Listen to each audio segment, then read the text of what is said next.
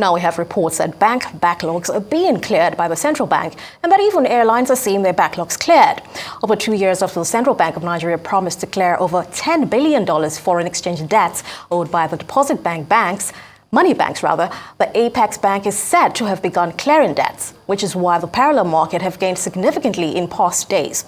Joining us to discuss this further is Kelvin Emmanuel, who is CEO at Derry Hills. Many thanks for joining us this evening, Kelvin. It's such a pleasure to have you.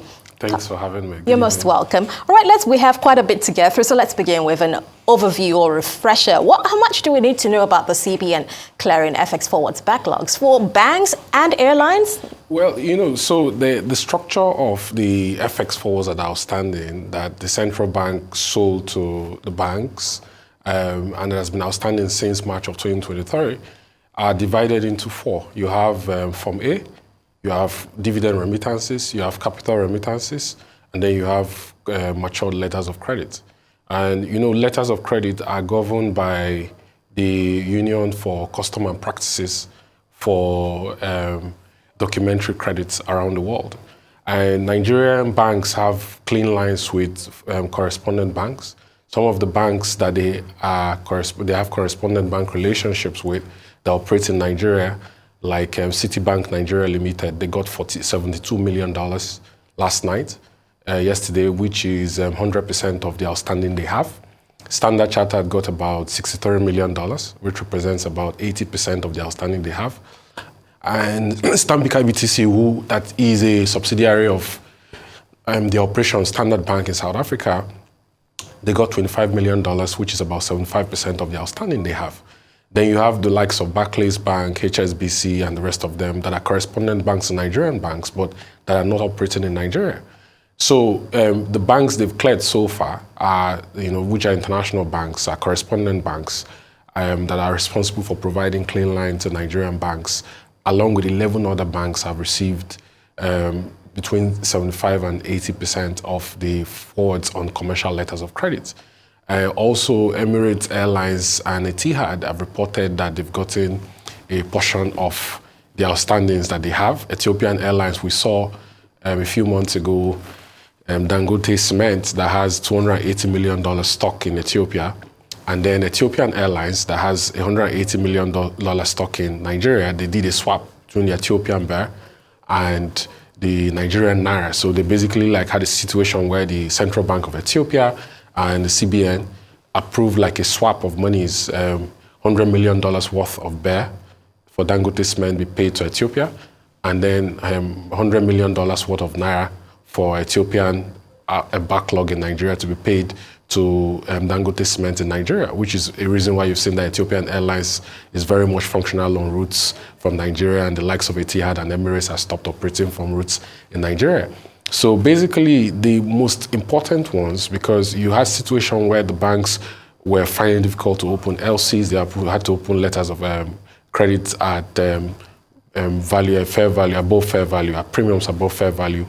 And that's affected the ability of companies to be able to source for imports, either to manufacture or for capital equipment. And it's also added to the inflation, especially when you consider that Nigeria's supply chain is exposed to the foreign exchange markets greatly. I was in Accra last week, and to my shock, I realized that what Nigeria did 20 years ago under former President Olusegun Obasanjo, which was to ban import of poultry products, it's not been done in a lot of countries in sub-Saharan Africa.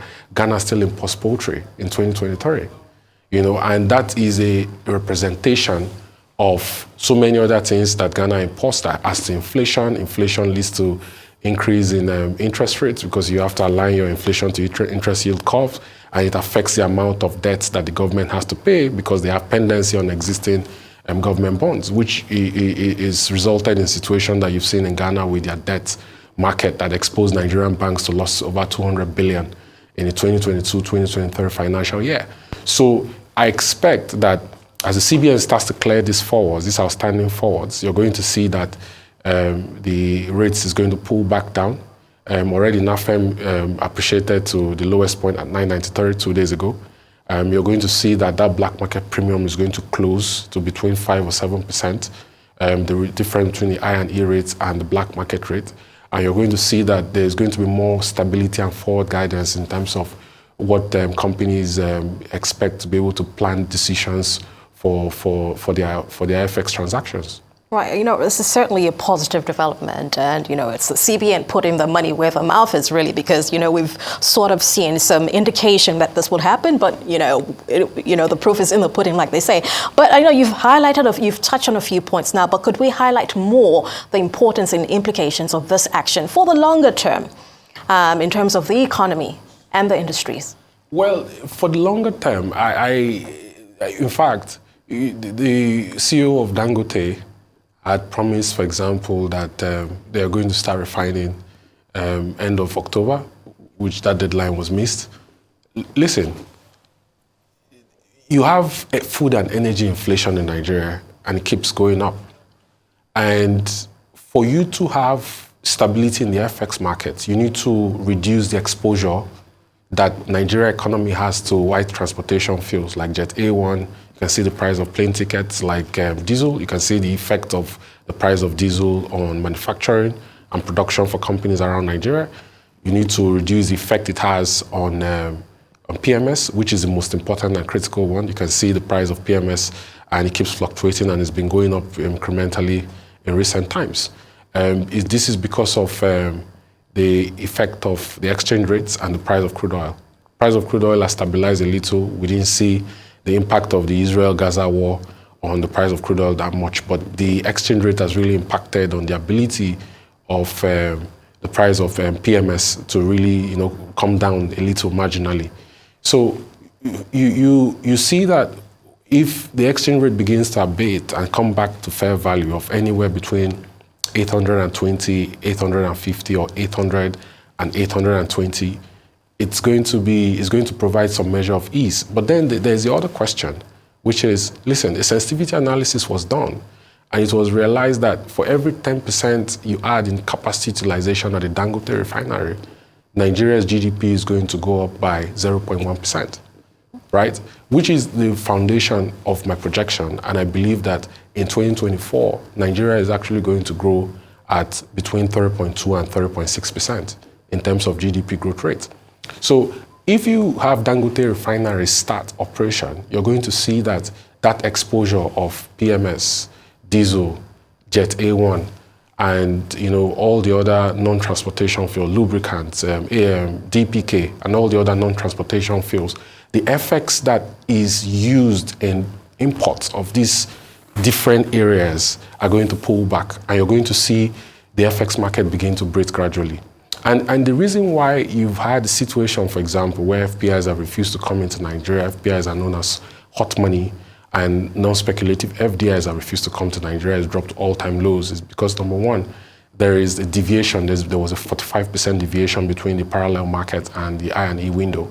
And you've also had a situation where there was a negative return on yield, and the yield on treasury bills was below the risk-free rate in the market. So now when you see the market begins to breathe and you have forward guidance on where this exchange rate is going to be over time for the next 3 to 6 months, you're going to see investments begin to crawl back into Nigeria gradually. I also think that the CBN needs to amend the Foreign Exchange Act and move the stringency of control in terms of flow of FX from primary dealers, which are banks in Nigeria, and open that market up to everything from remittance companies to other players in the market. So all the monies and flows does not really come through the banks. They come through all the licensed IMTOs, the banks, and all the other players that are regulated by the Central Bank of Nigeria, so that you can have fluidity of movement of cash in terms of FX, especially when it comes to remittances. Right, it's lots and lots of positives to look forward to,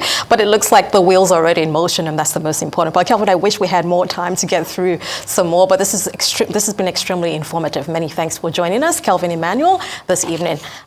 We hope to see you again very soon. Thanks, man.